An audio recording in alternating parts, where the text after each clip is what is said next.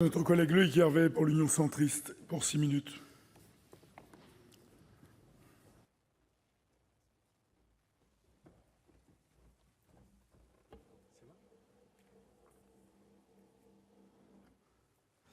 Monsieur le Président, Monsieur le Ministre, Monsieur le rapporteur, Messieurs le rapporteur, mes chers collègues, la qualité de notre politique d'intégration est au cœur de l'équilibre général de notre politique d'immigration et d'asile. Nos priorités sont connues. Nous voulons un système d'asile plus rapide, une politique d'éloignement plus efficace pour les étrangers en situation irrégulière, une politique d'intégration digne de notre République pour tous ceux à qui nous donnons le droit de séjourner en France. Ces mots ne sont pas de moi, mais du Premier ministre lors de sa déclaration devant le comité interministériel à l'intégration le 5 juin dernier. Autrement dit, pour le gouvernement auquel vous appartenez, Monsieur le ministre, vous souhaitez mettre en œuvre l'ensemble des moyens nécessaires à la réalisation de vos objectifs. Il s'agit d'une volonté que nous saluons. Au regard de ces dernières années, force est de constater que la demande d'asile connaît en France une hausse sans précédent, alors que pour d'autres États européens, elle est en baisse. Les chiffres parlent d'eux-mêmes.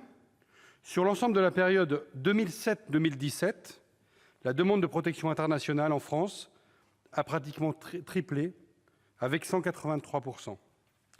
L'immigration régulière est toujours très dynamique, puisque certains efforts ont été réalisés. En effet, l'année 2019 reste marquée par une augmentation des crédits dédiés à l'accueil des étrangers primo-arrivants. De plus, la loi du 10 septembre 2018 pour une immigration maîtrisée, un droit d'asile effectif et une intégration réussie connaît ses premiers effets. Elle a permis, sans être exhaustif, une meilleure insertion professionnelle des étrangers, mais aussi leur a assuré une formation dispensée en langue française.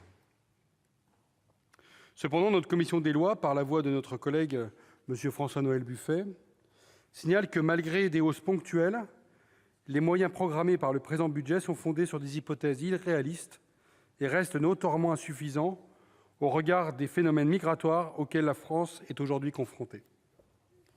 Comme je l'ai indiqué au début de mon intervention, en raison de la forte hausse de la demande d'asile pour notre pays, les objectifs avancés par le Gouvernement concernant les délais cibles de traitement des demandes d'asile en 6 mois, ainsi que 86% des demandeurs d'asile hébergés, ne semblent pas tenables. Aussi, je voudrais attirer votre attention sur les crédits alloués à l'action 3 du programme Immigration et Asile, intitulé « Lutte contre l'immigration irrégulière », qui sont certes bienvenus, mais ne prennent pas en compte les conséquences de l'augmentation des demandes d'asile, ainsi que les flux secondaires venus notamment d'Italie et d'Espagne. Sur cet aspect, ma collègue Denise Saint-Pé avait d'ailleurs alerté le gouvernement lors des questions d'actualité au gouvernement le 8 novembre dernier. Elle indiquait alors que les Pyrénées sont devenues une nouvelle route pour les populations migrantes.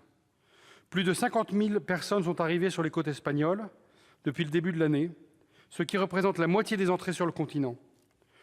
Vous évoquiez, Monsieur le ministre, en réponse à ma collègue, votre volonté de nommer un coordinateur pour l'ensemble du massif pyrénéen, afin qu'un interlocuteur unique dialogue avec les autorités espagnoles. Pouvez-vous nous indiquer si cette initiative s'est concrétisée et que ressort-il de vos échanges avec les autorités espagnoles? La suite de mon propos sera consacrée au nombre effectif de mesures d'éloignement. Nous le savons, mes chers collègues, sur ce point-là, l'effort est quasi nul. En effet, depuis 4 ans, les frais d'éloignement des migrants en situation irrégulière stagnent à un niveau proche de 30 millions d'euros. Je veux notamment faire référence ici à l'organisation des procédures d'éloignement par voie aérienne et maritime des étrangers qui font l'objet d'une mesure d'éloignement et dont la mise en œuvre revient à la police aux frontières. Le problème est connu, mes chers collègues. Près de 9 obligations de quitter le territoire sur 10 ne sont pas exécutées. C'est une question complexe qui ne nécessite pas simplement une écriture budgétaire. J'en suis bien conscient. Plus globalement, le problème majeur sur lequel bute ce gouvernement, comme ceux qui l'ont précédé d'ailleurs, c'est le traitement des déboutés du droit d'asile. Oui, la France doit continuer à protéger les populations en danger au titre de l'asile. Oui, elle a encore des progrès à faire dans le traitement de ces demandes et sur les garanties offertes à ceux qui obtiennent ce droit d'asile. Mais surtout, pour que le système fonctionne, pour qu'il ait un sens, il est indispensable que nous trouvions de nouvelles solutions efficaces pour que les déboutés ne viennent pas quasi systématiquement grossir les rangs des personnes en situation irrégulière sur notre territoire. Pour conclure, je relève à mon tour que cette diminution des crédits est en contradiction avec la politique affichée à plusieurs reprises par le Gouvernement de faciliter l'accès aux places de rétention partout sur le territoire, dans l'objectif notamment de lutter contre l'insécurité et renforcer la lutte contre l'immigration irrégulière.